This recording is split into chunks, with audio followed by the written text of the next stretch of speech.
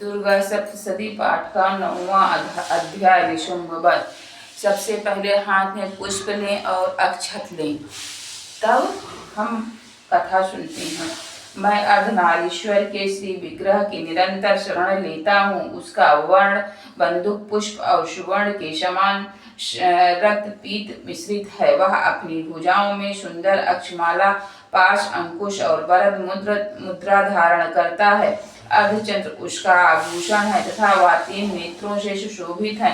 राजा ने कहा, भगवान अपने रक्त बीज के वध से संबंध रखने वाला देवी चरित्र का वह अद्भुत महात्म्य मुझे बतलाया। अब उस रक्त बीज के मारे जाने पर अत्यंत क्रोध में भरे हुए शुंभ और निशुंभ ने जो कर्म किया उसे मैं सुनाना चाहता हूँ। ऋषि कहते हैं, राजन, युद्ध में रक्त बीज तथा अन्य देवताओं के मारे जाने पर शुंभ और निशुंभ के क्रोध की सीमा न रही।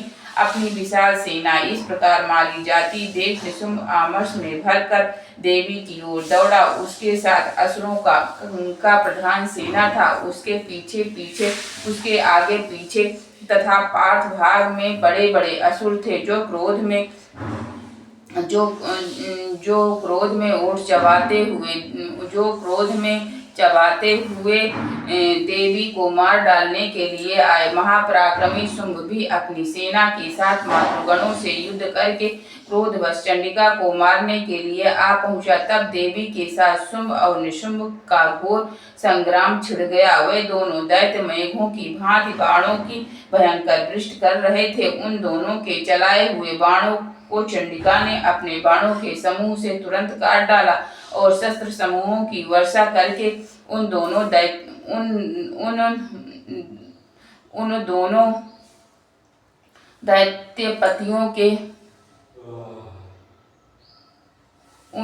दैत्यपतियों के अंगों में भी चोट पहुंचाई। निशुंभ ने तीखी तलवार और चमकती हुई ढाल लेकर देवी के श्रेष्ठ वाहन सिंह के मस्तक पर प्रहार किया। अपने वाहन को चोट पहुंचाने पर देवी ने क्षुरप्र नामक बाण से निशुंभ की श्रेष्ठ तलवार तुरंत ही काट डाली तथा और उसकी ढाल को भी, जिसमें 8 चांद जड़े थे, खंड खंड कर दिए। ढाल और तलवार के कट जाने पर उस असुर ने शक्ति चलाई, किंतु सामने आने पर देवी ने चक्र से उसके भी 2 टुकड़े कर दिए।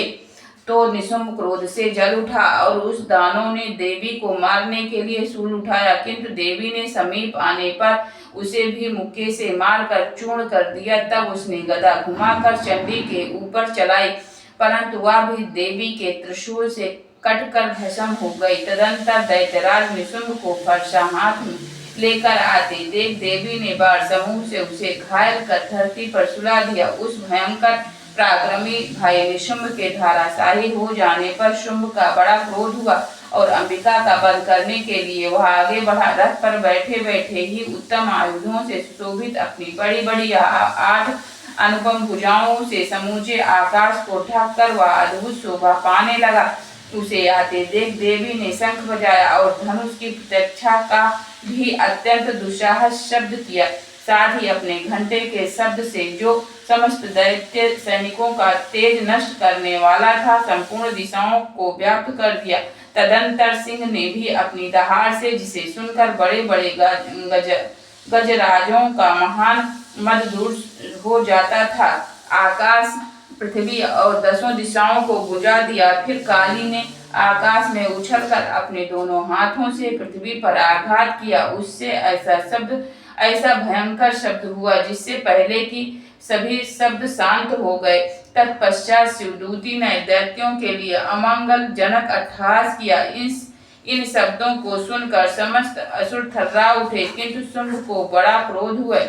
उस समय देवी ने जब शुंभ को लक्ष्य करके कहा, वो दुरात्मा खड़ा रह। तभी आकाश में खड़े हुए देवता बोल उठे, जय हो जय हो। शुंभ ने वहां आकर ज्वालाओं से युक्त अत्यंत भयानक शक्ति चलाई। अग्निमय पर्वत के समान आती हुई उस शक्ति को देवी ने बड़े भारी लूके से दूर हटा दिया।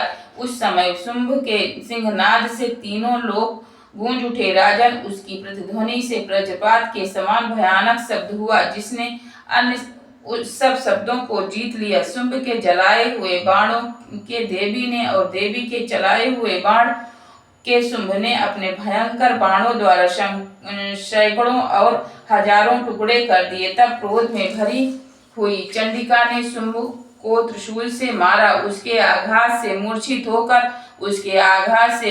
होकर वो पृथ्वी पर गिर पड़ा। इतने में ही निशुंभ को चेतना हुई और उसने धनुष हाथों से लेकर बाणों द्वारा देवी काली तथा शुंभ को घायल कर डाला। फिर उस दैत्य राज ने 10,000 बाहें बनाकर चक्रों के प्रहार से चंडिका को आच्छादित कर दिया। तब दुर्गम पीड़ा का नाश करने वाली भगवती दुर्गा ने कुपित होकर अपने बाणों से उन चक्रों तथा बाणों को काट गिराया। यह देखकर निशुंभ दैत्य सेना के साथ चंडिका का वध करने के लिए हाथों में गदा ले बड़े वेग से दौड़ा।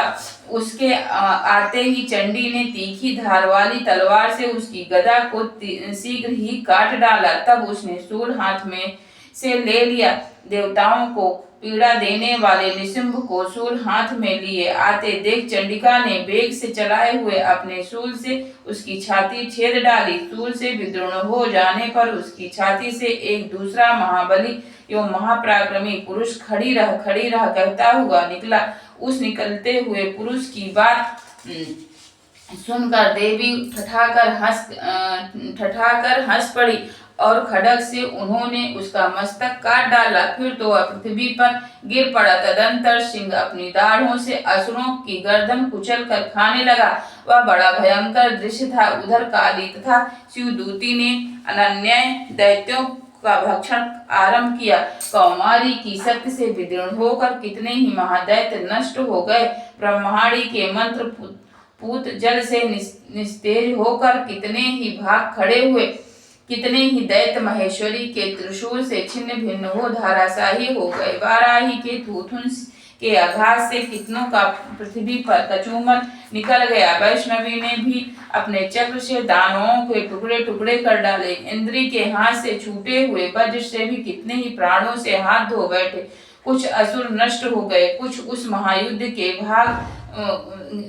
महायुद्ध से भाग गए तथा कितने ही काली दूती तथा सिंह के ग्रास बन गए। इस प्रकार श्री मार्कंडेय पुराण में सर्वाणिक मनवंतर की कथा के अंतर्गत श्री देवी महात्म्य में निशुंभ वध नामक 9वां अध्याय पूरा हुआ। जय माता रानी की, बोलो सच्चे दरबार की जय।